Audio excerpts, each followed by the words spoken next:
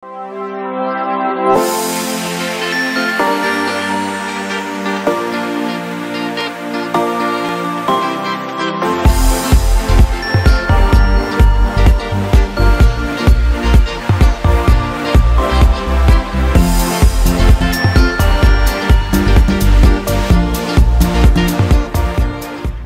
Sobat Sehat RSCM, berjumpa lagi dalam podcast Cipto Mangunkusumo. Bersama saya Dr. Tommy Pratomo, Clinical Assistant Instalasi Peningkatan Kompetensi dan Simulasi Klinik RSCM FKUI.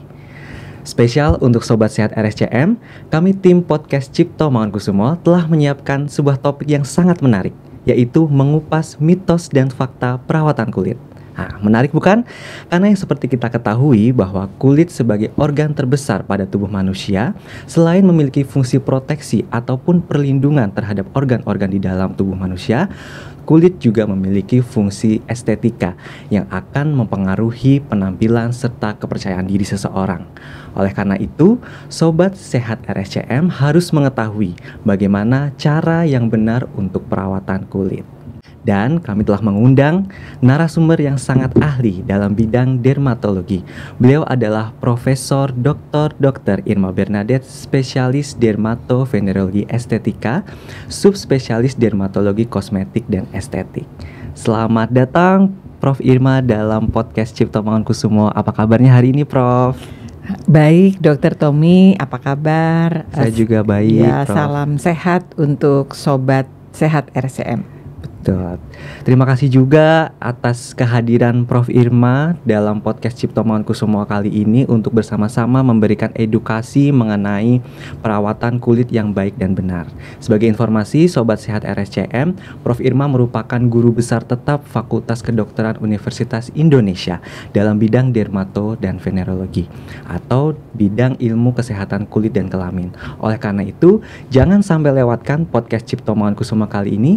Tetap stay tune sampai dengan akhir dan jangan lupa juga untuk like, share, dan subscribe YouTube channel RSCM. Baik Prof. Irma, sebelum kita memulai untuk mengupas satu persatu ya informasi yang kita dapatkan dari Sobat Sehat RSCM, boleh minta tolong dijelaskan Prof mengenai prinsip dasar perawatan kulit yang baik dan benar itu bagaimana ya Prof? Ya, terima kasih Dr. Tommy pertanyaannya. Jadi sebenarnya simple kalau untuk perawatan kulit. Kalau memang kulit tersebut tidak ada masalah, ya mencuci wajah, ya terutama ini wajah ya yang kita akan diskusikan. Betul. Mencuci wajah 2-3 kali sehari pada saat mandi, pagi dan sore, dan pada saat menjelang tidur malam. Nah itu kalau memang tidak ada masalah di kulit. Betul. Tapi kalau ada masalah di kulit tentunya terkait dengan masalah yang ada ya. Nah kemudian selain mencuci wajah apalagi? Selain mencuci wajah tentunya kita di daerah tropis ya Dr. Tommy ya. Betul. Jadi membutuhkan tabir surya, sehingga penggunaan tabir surya itu juga disarankan untuk setiap individu ya yang tinggal di daerah tropis ini. Jadi hanya seperti itu Dr. Tommy. Jadi yang penting bersih dan terlindung dari sinar matahari seperti itu. Baik. Ya, ini bisa dicatat ya Sobat Sehat RSCM dari penjelasan Prof. Irma tadi bahwa sangat sederhana sebenarnya ya Prof ya, perawatan betul. kulit itu ya apabila tidak ada masalah itu cukup untuk membersihkan sekaligus untuk melindungi ya. Betul. Berarti cleansing and also protecting. Iya, betul sekali. Ya. Jadi apabila kulit Sobat Sehat RSCM ini tidak banyak masalah penyakit ataupun kondisi-kondisi khusus tertentu gitu ya Prof ya, berarti bisa melakukan perawatan dengan sederhana yaitu cukup untuk membersihkan dan juga melindungi dengan sunscreen begitu ya Prof ya. Sekali. Oke, nah ini kita mulai beranjak pada informasi yang pertama, mitos atau fakta nih Prof ya. Gimana? Kalau benarkah kita harus selalu cuci muka setelah terpapar debu, polusi, atau sinar matahari setelah beraktivitas di luar ruangan? Jadi setiap kita selesai di luar ruangan, kita kembali misalnya ke rumah ataupun ke dalam ruangan, kita harus selalu cuci muka begitu. Itu mitos atau fakta Prof? Iya, sebenarnya tidak terlalu menjadi hal yang sangat penting ya untuk membersihkan wajah itu harus setelah beraktivitas di luar. Yang penting bahwa kita mencuci wajah itu pagi dan sore saat mandi dan pada saat menjelang tidur, seperti itu. Nah, kalau memang berdebu, kemudian terkena polusi atau memang sangat berkeringat, misalnya setelah berolahraga, tentunya kita membersihkan, membersihkan setiba di rumah atau pada saat setelah berolahraga mungkin ada ini sendiri lokasi sendiri untuk mencuci wajah gitu untuk membersihkan atau untuk mandi kalau di gym gitu nah betul. Itu silahkan saja mencuci wajah, tapi bahwa kebersihan untuk kulit itu cukup. Kalau memang nggak ada masalah cukup mandi saat mandi dan menjelang tidur saja mencuci wajahnya. Berarti tidak harus selalu ya Prof tidak harus selalu karena kulit juga butuh mungkin bernapas ya Prof betul. Karena kan juga seperti kita ketahui bahan-bahan misalnya yang terkandung pada sabun cuci muka ataupun pembersih muka itu kan tidak selamanya juga akan cocok begitu ya Prof kadang-kadang malah ada juga yang menjadi mengiritasi begitu ya Prof. Betul sekali, karena bahan-bahan di kandungan di sabun itu sendiri kalau terlalu sering digunakan juga akan membuat kulit menjadi lebih kering kemudian akhirnya kalau kondisi kulit kering kan mudah sekali gatal dan kemudian akhirnya menjadi iritasi seperti itu. Jadi enggak menjadi sebuah keharusan untuk mencuci wajah itu begitu sampai ke rumah gitu, baru keluar aja misalnya ke Indomaret gitu terus balik lagi ke rumah terus cuci wajah, enggak tapi memang jadwal untuk mencuci wajah itu sudah cukup dengan pada saat mandi saja dan menjelang tidur. Tapi itu sekali lagi saya sampaikan kalau memang kulitnya normal. Baik, terima kasih penjelasannya Prof. Irma. Jadi kita sudah tahu nih bahwa memang mencuci wajah itu harus dilakukan secara rutin dan berkala ya Prof bukan berarti sering tapi rutin gitu karena kita juga harus mengetahui kebutuhan kulit kita ya Prof tidak misal tadi karena kondisi kulitnya normal dan tidak ada kondisi khusus ataupun penyakit cukup saat pagi ataupun dan juga malam sebelum tidur begitu ya Prof. Oke. Nah, selanjutnya adalah benarkah perawatan kulit harus dilakukan sedini mungkin atau bahkan mungkin sejak usia remaja? Karena seperti kita ketahui Prof, kulit remaja atau saat mulai pubertas itu kan produksi kelenjar minyaknya itu kan sangat banyak begitu ya Prof sehingga mungkin para remaja ini sudah mulai dianjurkan untuk mulai melakukan perawatan kulit yang advance gitu untuk mencegah hal-hal yang tidak diinginkan pada kulit wajah. Nah, itu bagaimana Prof? Iya, terima kasih pertanyaan Dr. Tommy. Jadi sebenarnya perawatan kulit wajah itu atau kulit secara keseluruhan itu sejak bayi sudah dilakukan. Bahwa bayi mandi dengan sabun gitu dan ada proteksi untuk kalau menggunakan body lotion misalnya silahkan saja. Kalau untuk bayi yang kulitnya kering seperti itu. Tapi bahwa penggunaan yang lebih dari sekedar perawatan secara rutin sehari-hari pada kulit yang normal itu sebaiknya kalau kita memang bermasalah dengan kulit, bukan pada saat kulit normal gitu Nah, kalau misalnya ada acne atau ada kulitnya kasar, misalnya kulitnya sangat kering, kulitnya sangat berminyak, atau kulitnya ada flek gitu, ada keputihan, warna putih, bercak putih misalnya. Nah, itu memang kita sarankan untuk dilakukan perawatan yang lebih gitu Nah, tapi kalau memang kondisi kulitnya normal cukup dengan proteksi dan hygiene, kebersihan itu saja cukup. Dan kalau memang ingin merawat yang lebih advance lagi itu biasanya di usia di atas 30 tahun. Kalau memang aging skinnya sudah mulai terlihat gitu itu disarankan di usia di atas 30 tahun. Tapi kalau memang sebelum usia 30 tahun misalnya remaja ingin merawat kulitnya lebih awal juga silakan saja, itu demand Jadi kebutuhan dari setiap individu itu berbeda-beda. Kadang ada yang memang pekerjaannya menjadi seorang anchor, model gitu atau public figure tentu perawatannya akan lebih berbeda ya Prof. Berbeda seperti itu. Benar sekali Prof. Jadi another point that we get adalah kita harus mengetahui kebutuhan kulit kita sendiri. Betul ya Prof sekali, ya. Dan apabila memang kita bingung terhadap kebutuhan kulit kita, silakan berkonsultasi ya Prof ya kepada dokter spesialis kulit ya atau dermatologis, karena dokter spesialis kulit ini lebih mengetahui dan akan melakukan pemeriksaan yang sesuai dengan kebutuhan kulit masing-masing ya Prof. Betul sekali. Kadang memang ada pasien yang dokter, saya nggak mau dirawat kulitnya seperti terlihat terawat gitu ya. Saya ingin kulit saya ini natural saja. Nah, apa yang harus saya gunakan misalnya seperti itu.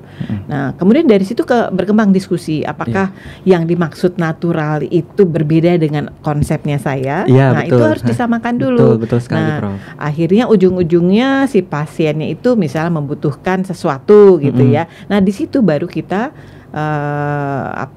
putuskan akan memberikan apa. Jadi nggak bisa kita memaksakan kepada setiap pasien bahwa kamu harusnya udah pakai ini, udah pakai itu, udah pakai A, udah pakai krim B, enggak. Tapi dari hasil diskusi penyamaan konsep bahwa kebutuhan itu dari si individu itu adalah sama dengan dokternya maupun dengan si pasien, baru kemudian kita formulasikan apa yang dibutuhkan oleh si individu. Betul sekali, sangat setuju sekali dengan pemaparan Prof Irma, karena di luar sana banyak sekali ya Prof, seperti kita ketahui banyak sekali di sosial media itu tips-tips kecantikan, perawatan kulit gitu ya. Dan itu kan tidak general sebenarnya Prof ya. Tidak diberlakukan untuk umum karena seperti yang telah dijelaskan oleh Prof Irma tadi bahwa kebutuhan setiap kulit manusia itu berbeda. Apabila memang tidak memiliki pengetahuan ataupun wawasan yang cukup, silahkan berkonsultasi ya Prof ya, karena dari situ nanti akan ada expert advice untuk perawatan kulit yang baik dan benar. Betul sekali. Tapi memang yang berlaku umum itu tadi tuh kebersihan, dibersihkan wajahnya dengan sabun dan juga proteksi terhadap sinar matahari. Betul sekali. Yang cleansing and also protecting itu adalah prinsip yang utama ya Prof ya. Baik. Nah, menyambung tentang protecting tadi kan Prof telah menyebutkan dengan menggunakan sunscreen ya Prof ya. Ini pasti akan menjadi pertanyaan banyak sekali nih. Apakah benar sunscreen dengan SPF yang lebih tinggi akan lebih efektif atau lebih bagus daripada yang SPF-nya rendah Prof? Oke. Jadi sebenarnya kita membutuhkan SPF di daerah tropis ini adalah minimal 30. Minimal 30 SPF-nya. Nah, apakah membutuhkan SPF yang lebih tinggi? Ya, sebenarnya begini. Sebuah studi observasional melaporkan bahwa orang yang menggunakan tabir surya itu ternyata yang digunakan itu tidak sesuai dengan apa yang direkomendasikan. Nah, jadi rata-rata katanya antara 20 sampai 50% justru. Kalau rekomendasinya itu misalnya A, maka 20 sampai 50% dari A itu misalnya begini. Jadi kalau seseorang menggunakan SPF 50%, maka sebenarnya dia itu menggunakan SPF 25. Karena ternyata dari studi itu banyak sekali memang individu yang tidak sesuai dari apa yang direkomendasikan. Jadi menggunakannya itu lebih sedikit seperti itu ya. Jadi dikatakan 20 sampai 50% ininya penggunaannya itu. Nah, sebenarnya bisa SPF yang tinggi itu bisa mengkompensasi dalam penggunaan tabir surya yang rendah tadi, yang kurang tadi, seperti itu Dok. Ya, berarti memang lebih efektif, tapi juga kembali lagi harus diperhatikan kebutuhannya ya Prof ya, karena kita di daerah tropis jadi memang butuh SPF yang lebih tinggi, karena juga tadi berdasarkan studi juga ada beberapa persen yang memang hanya bisa melindungi begitu ya Prof. Betul sekali. Dan dikatakan bahwa semakin tinggi SPF sebenarnya dia hanya memproteksi untuk prevent sunburn. Disampaikan demikian. Misalnya mau menggunakan tabir surya dengan SPF 30 tapi yang digunakan yang dia pilih misalnya 50, selain tadi yang saya sebutkan tadi bahwa sebenarnya penggunaan tabir surya itu lebih sedikit daripada yang direkomendasikan, juga untuk prevent sunburn-nya kalau menggunakan tabir surya yang lebih SPF-nya lebih tinggi, seperti pertanyaan dari Dr. Tommy tadi. Baik Prof. Jadi misalnya juga kita harus mengetahui ya Prof, kegiatan di luar ruangan ya Prof ya. Misalnya kan mungkin kegiatan sehari-hari biasa di luar ruangan hanya dalam perjalanan, nanti kalau kembali lagi dalam ruangan, pastinya akan berbeda dengan orang yang memang misalnya bekerja di outdoor, misalnya di pinggir pantai apalagi gitu ya Prof ya, pasti akan berbeda begitu ya Prof. Jadi tidak harus misalnya kalau memang berkegiatan di dalam ruangan dan tidak terlalu terpapar sinar matahari ya SPF-nya disesuaikan begitu ya Prof. Ya, 30 itu sudah cukup ya Prof ya. Untuk daerah kita. Tapi sebenarnya kalau literatur juga menyampaikan bahwa 15 SPF itu juga cukup. Sudah cukup ya Prof ya. Tapi kalau ya memang berbeda-beda ya, tergantung kita refernya ke literatur yang mana. Iya, benar. Dan bagaimana ya Prof hal-hal yang harus diperhatikan dalam pemilihan sunscreen untuk daerah dengan iklim tropis ini Prof? Selain yang sudah disebutkan oleh Prof tadi itu. Iya yang jelas ini maksudnya penggunaan broad spectrum ya betul. Tabir suryanya harus yang broad spectrum, jadi protect terhadap sinar UVA maupun UVB. Terus kemudian anjurannya juga yang water resistant. Karena memang daerah tropis tentunya individu itu lebih sering berkeringat ya. Sekali, Prof, dan memang SPF-nya lebih dari 30, anjurannya demikian. Ya, lalu untuk pengaplikasian sunscreen nih Prof kan ada yang kita tahu bahwa setiap mungkin 2 jam sekali atau 3 jam sekali harus diaplikasikan, ataupun setiap habis mungkin bagi yang muslim setelah berwudu diaplikasikan lagi. Nah, itu bagaimana Prof? Ya, baik. Jadi sebenarnya untuk volume sunscreen itu sendiri itu 2 mg per sentimeter persegi. Jadi kalau kita bisa hitung-hitung itu bisa 1 sendok teh kita menggunakan sunscreen pada wajah. Ya bisa antara 1 sendok teh sampai 1 sendok makan tergantung dengan luas dari wajahnya ya. Betul, Prof, yang disesuaikan. Lalu kemudian itu harus di reapply. Itu beberapa literatur menyampaikan 3 jam sekali, tapi ada beberapa literatur juga yang menyampaikan 2 jam sekali. Dan itu harus dicuci wajahnya, jangan ditimpa dengan yang sebelumnya. Jadi kita rekomendasikan antara 2 sampai 3 jam kita ulang kembali dengan mencuci wajah terlebih dahulu. Baik, seperti siap, itu Prof, ya. Jadi supaya tidak menjadi residu juga ya Prof. Betul. Sunscreen yang sudah diaplikasikan lalu ditimpa lagi gitu. Alih-alih mendapatkan protektin nanti mendapatkan masalah ya Prof. Malah kadang timbul jerawat. Iya, karena menyumbat pori-pori ya Prof ya. Betul sekali ya. Jadi Sobat Sehat RSCM, dalam mengaplikasikan sunscreen ini kita juga harus memperhatikan ya kebutuhan diri kita, terutama dalam aktivitas ya Prof ya, apakah di dalam ruangan ataupun di luar ruangan, dan terutama untuk mengaplikasikannya tadi 2 cm persegi ya Prof ya. 2 mg per sentimeter persegi. Oh iya, 2 mg per sentimeter persegi. Ya, jadi kurang lebih 1 sendok teh begitu ya Prof ya. Betul. Dengan sesuaikan dengan bentuk wajah dan juga lebar pada wajah begitu ya Prof ya. Baik. Nah, selanjutnya nih Prof nih, ini mengenai produk perawatan kulit ya, karena kan tadi kita sebutkan bahwa cukup membersihkan dan juga ada untuk melindungi atau protecting. Nah, apakah penggunaan produk perawatan kulit yang mengandung AHA dan BHA menjadi lebih sensitif saat kulit terpapar sinar matahari? Nah, itu bagaimana Prof? Iya, baik. Jadi AHA, alpha hydroxy acid dan beta hydroxy acid itu sifatnya eksfolian. Sifatnya itu adalah pengelupasan ya. Jadi tentunya ada lapisan kulit yang lepas setelah penggunaan alpha hydroxy acid dan BHA itu. Tapi itu juga terkait dengan konsentrasinya ya, konsentrasi yang digunakan. Nah, apakah perlu seseorang menggunakan itu kembali lagi ya, karena kebutuhan penggunaan AHA dan BHA itu disesuaikan dengan kelainan kulit yang dimiliki oleh individu tersebut. Nah, apakah lebih sensitif terhadap sinar matahari? Ya jelas, ya jelas lebih sensitif karena memang sifatnya eksfoliasi tadi, sehingga lapisan kulit yang tinggal itu mungkin saat itu satu lapis lebih sedikit gitu ya, lebih kurang. Meskipun sebenarnya dari basal, stratum basale itu dia akan tumbuh lagi ya, tetap akan hidup itu stratum epidermis tersebut. Nah, oleh karenanya ketika terpajan oleh sinar matahari atau bahan-bahan yang iritan, itu pasti lebih iritasi kulit yang menggunakan AHA maupun BHA itu.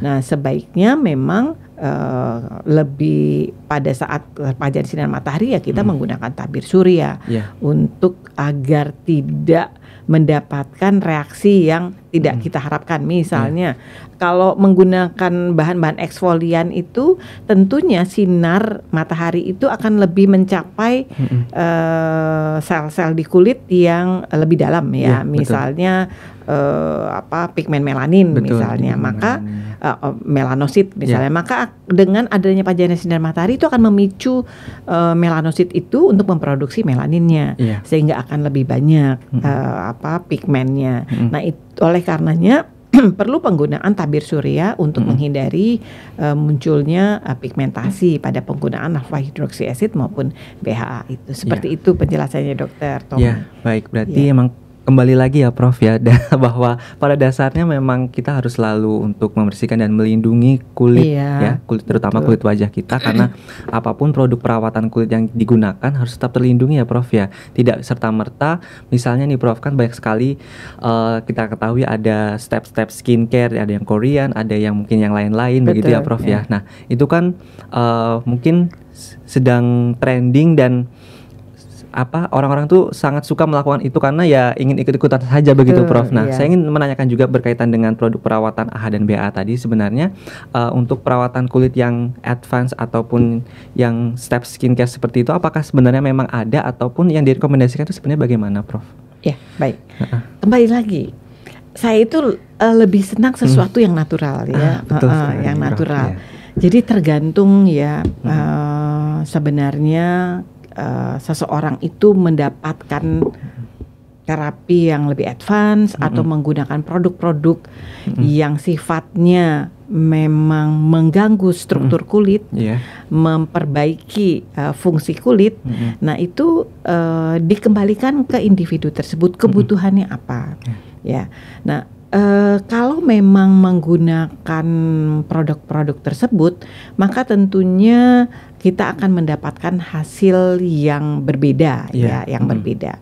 Nah, kenapa ingin membutuhkan hasil yang berbeda? Kembali lagi, kebutuhannya apa? Misalnya di media sosial sekarang itu banyak yang memberikan info atau apapun itu yang sifatnya lebih ke lebih gimana supaya lebih cantik, gimana supaya lebih putih, gimana supaya lebih kinclong, atau supaya lebih glowing gitu ya. Nah, itu kan sebenarnya sesuatu yang kalau saya bilang tambahan ya, sesuatu yang tambahan. Nah, tergantung seseorang itu, apalagi anak remaja ya, itu melihat tambahan itu, melihat aksesoris itu seberapa besar dari hal yang lebih penting dari yang lebih besar lagi. Misalnya lebih penting mana sih juara kelas dibandingkan dia kinclong, dia glowing. Lebih penting mana sih berprestasi dibandingkan perawatan kulit, atau lebih penting mana sih punya teman-teman yang bisa saling support dibandingkan itu. Nah, itu yang harus yang harus dilihat juga ya. Jadi glowing atau apapun itu sebenarnya tambahan.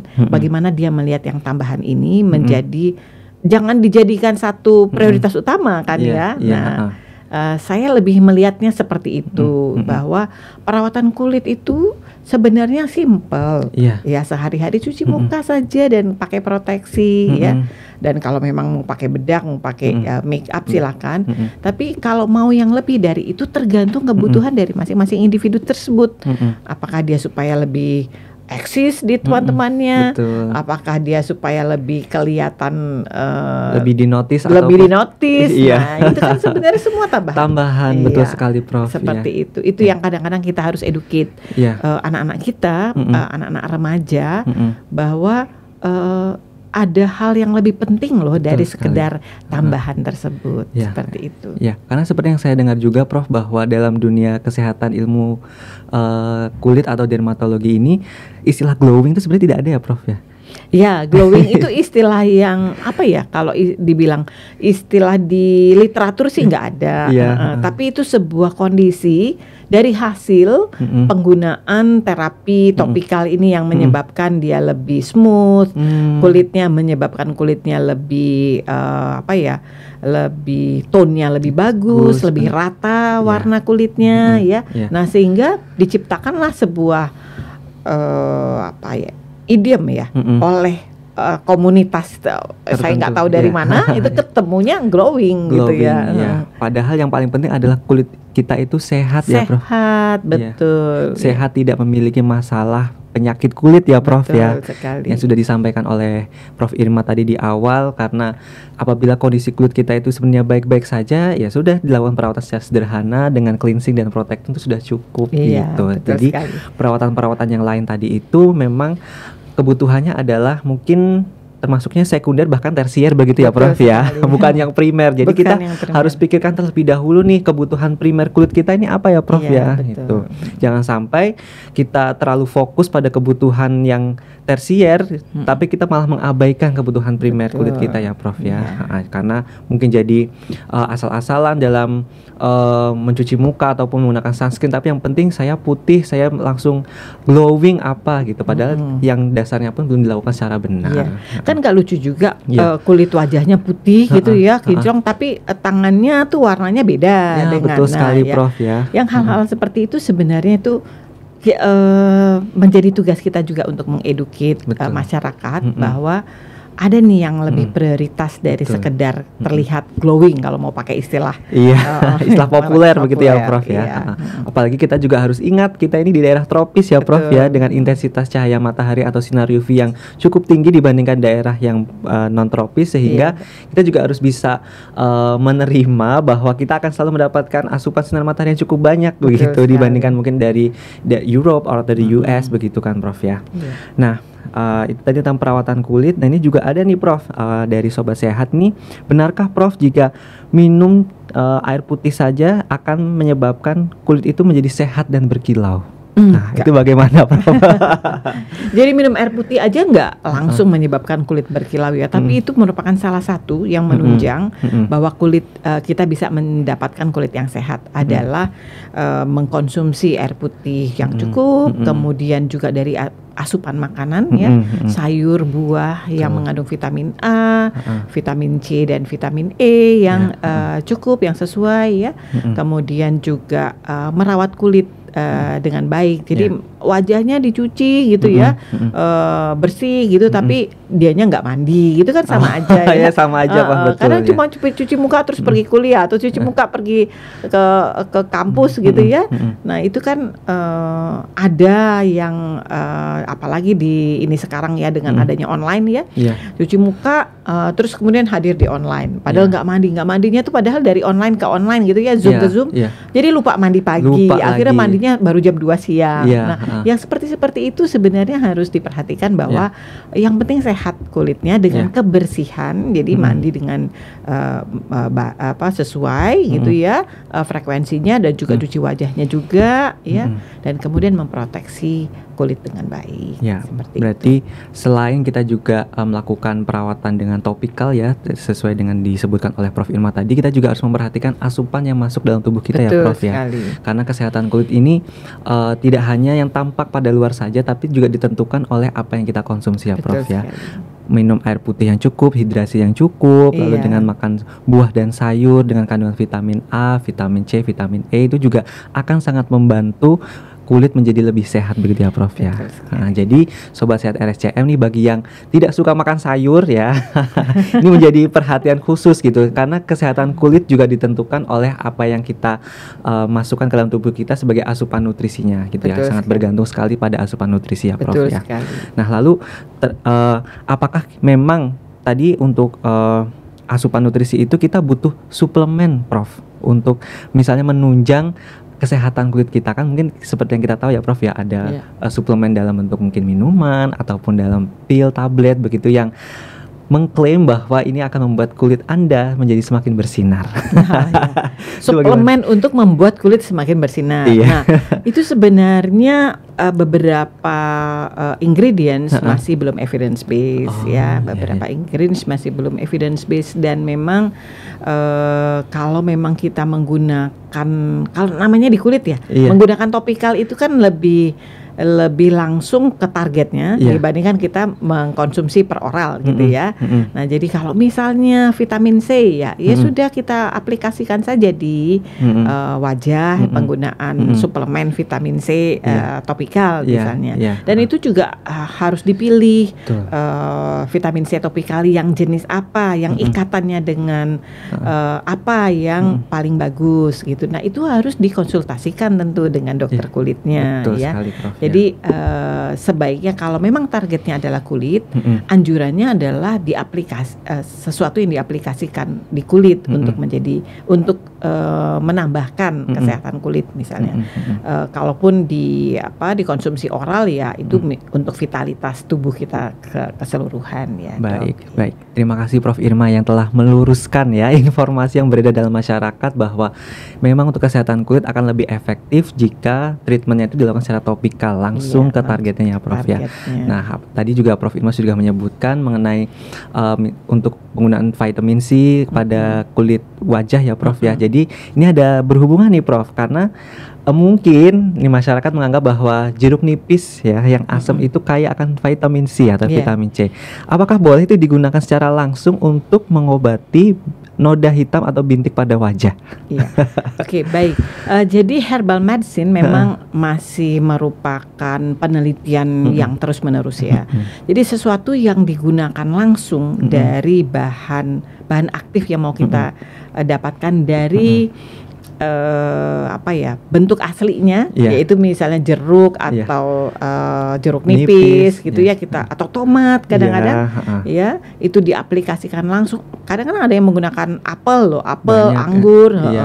Nah, itu sebenarnya konsentrasinya kita belum bisa dipastikan ukur, sehingga anjuran untuk penggunaan itu memang kita nggak terlalu merekomendasikan. Ya. Jadi sebaiknya memang menggunakan yang sudah terukur gitu ya.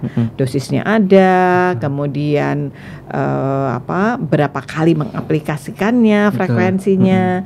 Nah, sebaiknya yang sudah ada formulanya khusus. Ada formulasinya ya Prof ya. Jadi ketika mengaplikasikan langsung jeruk nipis digosok nih ke kulit wajah itu malah bisa menyebabkan iritasi ya Prof ya. Nah, itu nggak setiap orang mengalami itu kan. Misalnya untuk si A misalnya, dengan saya bagus gitu ya. Tapi si B ngerasa kok saya jadi besoknya merah dan lebih perih gitu ya. Ya itu tadi karena ternyata konsentrasinya itu tidak terukur, dan kemudian seharusnya mungkin masih ada ingredients lain yang membuat itu stabil. Betul, gitu ya. Nah, itu yang harus diperhatikan oleh masyarakat bahwa menggunakannya itu harus yang sudah dalam formula khusus yang memang sudah dilakukan penelitian dengan jumlah sampel besar sebelumnya oleh si produsen itu, produsen farmasinya itu, sehingga dia memproduksi produk tersebut. Ya, baik. Dan juga dalam hierarki kedokteran bahwa kita dalam melakukan tata laksana ataupun terapi pada suatu kondisi penyakit itu ya kan ya Prof, kita juga harus tahu hal apa yang melandasi munculnya penyakit tersebut ya Prof. Ya, misalnya muncul bintik hitam pada wajah itu akan sangat banyak sekali ya Prof. Penyebabnya ya, apa karena hormonal ataukah memang karena degeneratif ataukah mungkin masalah yang lain. Jadi kita harus tahu dulu ya Prof ya apa penyebabnya, lalu setelah kita tahu penyebabnya baru kita melakukan tata laksana atau terapi yang sesuai begitu ya Prof. Betul, dan apalagi di kulit ya, itu nggak hanya medikamentosa yang harus kita berikan, nggak hanya obat-obatan gitu kan, baik itu topikal maupun oral, tapi juga edukasi. Yang non medikamentosa itu juga harus kita sampaikan kepada pasien, terutama dalam hal mengedukasi, misalnya kasus pigmentasi tadi yang disampaikan oleh dokter Tommy.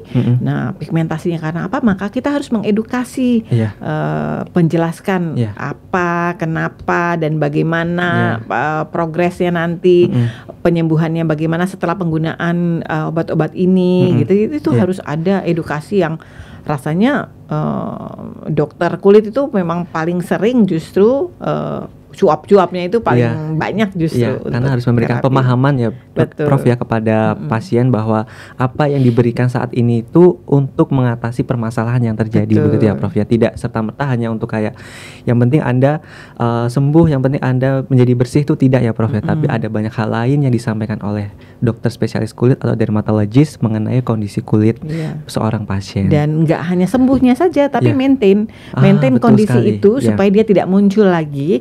Nah, itu pun harus kita educate ke pasien, ya seperti itu. Nah, inilah Sobat Sehat RSCM ya, pentingnya kita berkonsultasi kepada dokter spesialis kulit atau dermatologis, karena bukan hanya untuk mengatasi permasalahan pada kulit wajah ataupun kulit tubuh yang sedang terjadi, tapi kita juga bisa melakukan perawatan secara rutin ya, di follow up secara rutin, sehingga kesehatan kulit kita akan selalu tetap terjaga, begitu. Sehingga bukan berarti dengan ke dokter itu terus lalu permasalahan kulitnya itu akan sangat parah, itu tidak ya Prof ya, karena dokter itu berkewajiban untuk memberikan pengobatan secara tuntas dan komprehensif ya Prof ya. Ya, jadi selain tadi dari wawancara atau anamnesis, pemeriksaan fisik, lalu menentukan diagnosis yang sesuai, dokter spesialis kulit juga akan memberikan terapi yang sesuai dan akan melakukan edukasi. Nah, itu yang paling penting. Edukasi ini sangat mahal harganya Sobat RSCM ya, karena ini Sobat RSCM akan mengetahui bagaimana cara perawatannya di rumah, lalu produk-produk apa saja yang harus digunakan, begitu ya Prof ya. Nah, lalu ini Prof, sebelum nanti kita berakhir podcast Cipta Mangunkusumo pada edisi kali ini, Prof Irma, apakah ada pesan untuk Sobat Sehat RSCM mengenai perawatan kulit? Boleh tolong disampaikan Prof? Iya, baik. Terima kasih Dokter Tommy. Jadi untuk perawatan kulit ya, secara umum sebenarnya Sobat Sehat RSCM, penggunaan atau perawatan kulit itu simple ya. Yang penting dibersihkan dan diproteksi dari sinar matahari ya.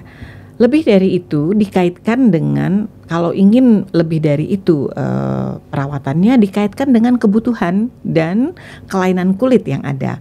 Kebutuhan itu nggak harus ada kelainan kulitnya, tapi kebutuhan dikaitkan dengan pekerjaannya, harapannya, atau kondisi di masyarakat ya, dan juga terkait dengan kelainan kulitnya. Jadi yang saya maksud adalah untuk perawatan kulit itu cukup dengan membersihkan dengan sabun dan juga menggunakan proteksi dengan tabir surya. Selebihnya silahkan dikaitkan dengan yang saya sebut tadi. Itu yang pertama. Yang kedua adalah bahwa tidak hanya topikal saja yang akan diaplikasikan gitu ya, dengan mencuci wajah, dengan menggunakan tabir surya, tapi juga kita mengkonsumsi diet atau sayur, buah, dan juga air putih yang cukup untuk kesehatan kulit kita ya. Sayur, buah yang mengandung vitamin A, vitamin C, dan vitamin E itu sangat dibutuhkan untuk kesehatan kulit. Yang ketiga adalah, nah ini yang bagi saya penting ya, bahwa kita harus tahu prioritas untuk mengupgrade kulit kita yang sehat menjadi terlihat lebih glowing, kalau saya mau menggunakan istilah populer ya. Jadi kita harus punya prioritas, bukan ikut-ikutan ya. Nah, yang mana yang menjadi prioritas kita, karena itu membutuhkan biaya yang mahal, Dokter Tommy. Betul sekali. Dan jadi terkesan konsumtif. Betul, nanti masyarakat kita. Jadi yang penting dikaitkan dengan kebutuhan dan dengan penyakit kulitnya juga yang sedang dialami atau diderita. Baik. Seperti itu Dok. Ya. Baik, terima kasih Prof Irma atas take home message untuk Sobat Sehat RSCM. Mungkin jika berkenan saya ingin menambahkan satu lagi adalah Sobat Sehat RSCM jangan ragu untuk berkonsultasi dengan dokter spesialis kulit atau dermatologis mengenai permasalahan pada kulit Sobat Sehat RSCM. Karena yang mengetahui dengan sudah berdasar secara ilmiah ya. Dokter spesialis kulit akan melakukan asesmen terhadap kesehatan kulit sobat RSCM sehingga akan mendapatkan penata laksanaan dan terapi yang tepat begitu, Iya, Prof. betul Ya. sekali. Jadi jangan ikut-ikutan juga, jangan asal mengikuti tren yang sedang terjadi, tapi juga harus mengetahui prioritas serta mengkonsultasikan pada ahlinya. Iya, Ya. betul sekali. Begitu Sobat Sehat RSCM, perbincangan kita pada kesempatan kali ini bersama dengan Prof. Irma dari KSM Dermatovenerologi RSCM. Sungguh percakapan yang atau obrolan yang sangat menarik sekali karena sudah banyak meluruskan mitos dan fakta yang beredar di masyarakat ya Prof ya. Dan kita juga mendapatkan perspektif lain dalam kesehatan kulit bahwa banyak sekali prioritas selain kita harus memperhatikan kesehatan kulit ya Prof ya. Seperti tadi kita juga harus berprestasi, Iya. bisa berkarya dan bermanfaat juga Iya, untuk orang lain. berinovasi Betul gitu. sekali. Ya, jadi kita harus tahu prioritas diri kita alih-alih hanya untuk memperhatikan mengenai glowingnya kulit. Betul, setuju Dokter Tommy. Iya. Baik, terima kasih Prof. Irma atas kesempatannya, atas waktunya bisa berbincang pada kesempatan kali ini. Semoga Sobat Sehat RSCM semuanya bisa mendapatkan banyak sekali pelajaran dari Prof. Irma dan bisa mengaplikasikan ya Prof dari yang penjelasan Prof. Irma tadi. Baiklah, mungkin saya tutup dan cukup sekian podcast Cipto Mangunkusumo kali ini. Sampai bertemu pada kesempatan selanjutnya dan jangan lupa juga untuk selalu like, share, dan juga subscribe pada YouTube channel RSCM. Sampai jumpa dan salam sehat selalu.